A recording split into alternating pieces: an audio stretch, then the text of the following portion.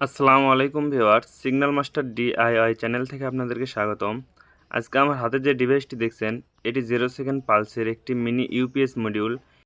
এর আগের ভিডিওতে আমি রিলে ব্যবহার করেছিলাম, কিন্তু রিলে ব্যবহার করলে অনেক ক্ষেত্রে দেখা যায় যে অন্যান্য রাউটারে মিস করে। আমি টেন্ডা কোম্পানির রাউটার দিয়ে দেখে দিই, আপনারা ন্যাটিস অথবা টোটোলিং কোম্পানির রাউটারে ব্যবহার করলে মিস করে, 0 সেকেন্ড পালস হয় না।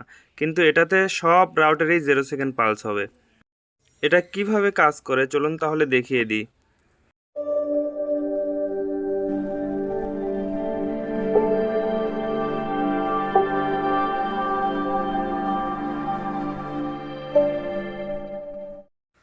দেখুন ভিউয়ার্স, এখানে পাওয়ার দিয়েছি আমি এই পাওয়ার সাপ্লাই থেকে। দেখুন এখানে 12 ভোল্ট অ্যাডজাস্ট করে নিয়েছি এবং কারেন্ট খাচ্ছে 0.4 এম্পিয়ার। আমার এখানে দুটা রাউটার চলতেছে, একটা 12 ভোল্টের, একটা 9 ভোল্টের। এটা এখন বর্তমানে এই পাওয়ার সাপ্লাই থেকেই চলছে। এখানে অন্য কোনো বিদ্যুতের কানেকশন দেওয়া নেই। আমি এখানে পাওয়ার সাপ্লাই দিয়েই কানেকশন দিয়েছি। এখানে 12 ভোল্ট দিয়েছি, দেখুন এখানে 9 ভোল্ট বের হচ্ছে এবং এখানে 12 ভোল্ট বের হচ্ছে। আর এখানে কারেন্ট খাচ্ছে 0.4 এম্পিয়ার। আমি এখন এখানে বিদ্যুতের কানেকশন দিব, দিয়ে দেখব এখানে পাওয়ার সাপ্লাই থেকে কোনো কারেন্ট খায় কিনা। দেখুন ভিউয়ার্স, আমি এখানে অনুর লাইনে 12 ভোল্টের পাওয়ার কানেকশন দিয়েছি বিদ্যুৎ থেকে। এখন এটি বিদ্যুৎ থেকে আমার এই রাউটারটি চলছে, যেহেতু আমার এখানে অনু নেই। আর এই রাউটারটি চলছে এই পাওয়ার সাপ্লাই থেকে। দেখুন এখানে 4 এম্পিয়ার থেকে 0.4 এম্পিয়ার থেকে 0.2 এম্পিয়ারে চলে এসেছে। এবার আমি পাশে থাকার আরেকটি যে পোর্ট আছে, এটি 9 ভোল্টের। এখানে আমি রাউটারের অরিজিনাল 9 ভোল্টের অ্যাডাপ্টার কানেক্ট করে দিলাম। দেখুন এবার পাওয়ার সাপ্লাই লক্ষ্য করুন, 0 এম্পিয়ার খাচ্ছে। তার মানে যতক্ষণ পর্যন্ত এখানে বিদ্যুৎ থাকবে ততক্ষণ পর্যন্ত আপনার ব্যাটারি থেকে কোনো প্রকার কারেন্ট টানবে না, বিদ্যুৎ থেকেই চলবে। এখন আমার দুই রাউটারটি বিদ্যুৎ থেকে চলছে, এখন পাওয়ার সাপ্লাই থেকে কোনো প্রকার কারেন্ট খাচ্ছে না।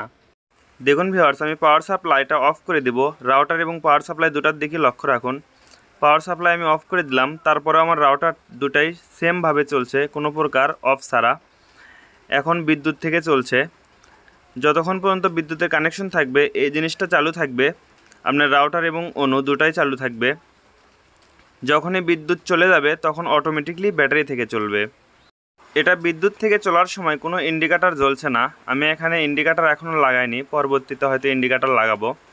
শুধু ব্যাটারি থেকে চলার সময় এই LM2596 যে বাক কনভার্টার আছে, এখানে এলইডি লাইট জ্বলবে। দেখুন আমি আবার পাওয়ার সাপ্লাইটি দিয়ে দিলাম।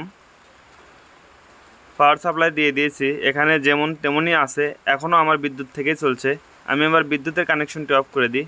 দেখুন বিদ্যুতের কানেকশনটি অফ করে দিয়েছি। আমার এখানে এখন 0.4 এম্পিয়ার কারেন্ট খাচ্ছে। আমার রাউটার দুটাই এখন পাওয়ার সাপ্লাই দিয়ে চলছে।